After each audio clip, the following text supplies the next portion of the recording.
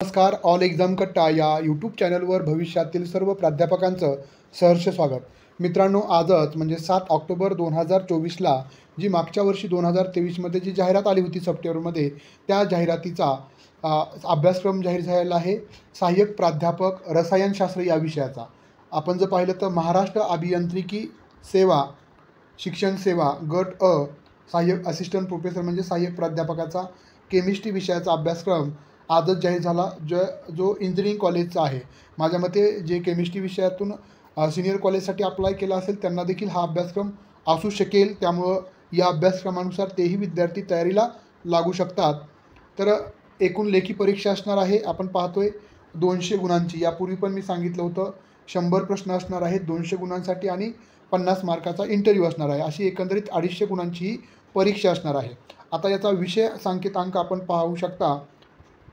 हा 11-14 असणार आहे. माध्यम प्रश्न विचारण्याचा असणार आहे. इंग्रजी प्रश्नांची संख्या असणार आहे 100 आणि गुण असणार आहे 200 म्हणजे प्रत्येक प्रश्न हा 2 गुणांसाठी आणि कालावधी असेल 2 तास 1 तासाचा आणि प्रश्न विचारण्याचा जो स्तर आहे दर्जा आहे तो पदवी स्तरावरील असणार आहे काठिण्य पातळी आणि प्रश्न असणार आहेत बहुपर्यायी वस्तुनिष्ठ MCQ टाईप प्रश्न असणार आहेत.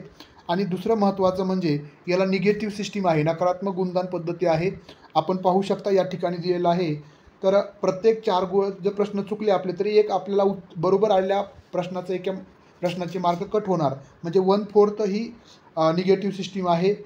आणि त्यानंतर आपण जर पाहिलं तर अंतिम यादी ही एकूण मार्क किती पडले त्यानंतर इंटरव्ह्यू आणि मुलाखतीच्या नंतरनं अंतिम यादी जाहीर होते.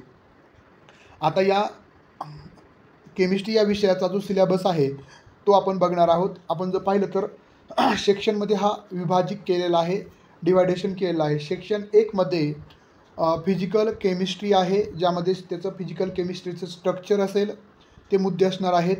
त्यानंतर दुसरा जो मुद्दा आहे त्यामधला सेक्शन 1मधला ग्रुप थेरीज असणार आहे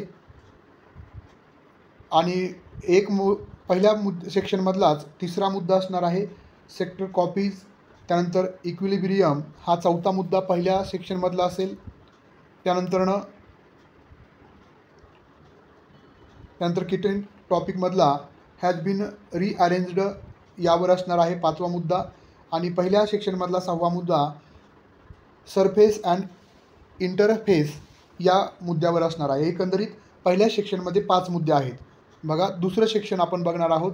दुसऱ्या सेक्शनमध्ये सेक्शन 2 इन ऑर्गॅनिक केमिस्ट्री हा मुख्य मुद्दा असेल. त्याच्या अंतर्गत मेन ग्रुप ऑफ एलिमेंट्स असतील एक मुद्दा, दुसऱ्यामधला पहिला मुद्दा. त्यानंतर दुसऱ्यामधला ट्रान्झॅक्शन्स एलिमेंट्स हा दुसरा मुद्दा असेल. त्यानंतरनं दुसऱ्या सेक्शनमधला तिसरा मुद्दा असेल लेंथन अँड ॲकॅनिडिस. त्यानंतर 4था मुद्दा असेल ऑर्गॅनिक मटेरियल्स. 5वा असेल रिऑर्गॅनिक ॲक्टिव्हिटीज. त्यानंतर 6वा असेल बायोनो ऑर्गॅनिक केमिस्ट्री. 7वा त्याच्या दुसऱ्या सेक्शनमधला सॉलिड्स आणि याच्यामधला पुढचा जो 8वा मुद्दा असेल इन्स्ट्रुमेंटल मेथड्स ऑफ ॲनालिसिस हा 8वा मुद्दा असेल. त्यानंतर 9वा मुद्दा असेल manufacturing process and application of inorganic chemicals या संदर्भातला 9वा मुद्दा असेल. त्यानंतर केमिस्ट्रीमधलाच हा 10वा मुद्दा असेल मेटल्स अँड दिअर कंपाऊंड्स. अशा पद्धतीनं 2 सेक्शन संपले. त्यानंतरनं तिसरा जे सेक्शन असणार आहे अभ्यासक्रमाचा ते असणार आहे ऑर्गॅनिक केमिस्ट्री.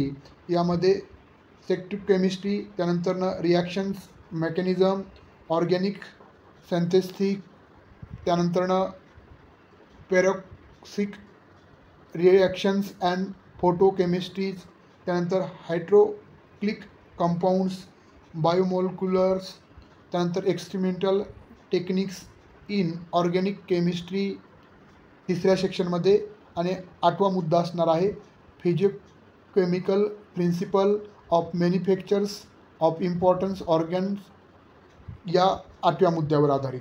अशा पद्धतीनं एकूण 3 सेक्शन आहेत. 3 सेक्शनमध्ये साधारणतः 7-8 मुद्दे आहेत. म्हणजे 8 आपण कन्सिडर करूयात. 8 1 8 8 2 16 8 24 म्हणजे तुम्हाला प्रत्येक मुद्द्याअंतर्गत 5 प्रश्न विचारले जाऊ शकतात. असं 4 ते 5 प्रश्न विचारले जाऊ शकतात. जे विद्यार्थी केमिस्ट्री या विषयातून तयारी करत आहेत त्यांना या सिलेबसला अनुसरून सर्व परीक्षेची तयारी करावी लागणार आहे. आपल्या क्लासच्या माध्यमातून आपण टेस्ट सिरीज असेल किंवा त्याचं मटेरियल्स असेल, त्यानंतर क्लासेस संदर्भात देखील तुम्हाला लवकरात लवकरच अपडेट मिळेल. बघा, या परीक्षेची तयारी करत असताना आता परीक्षा कधी होईल असा तुमच्यासमोर प्रश्न असेल, तर निश्चितच सिलेबस जाहीर झाल्यानंतर साधारणतः 3-3.5 महिन्यामध्ये तुमची परीक्षा होत असते. त्यामुळं जे विद्यार्थ्यांचा अभ्यासक्रम जाहीर झाला आहे त्यांनी परीक्षेला लागावं.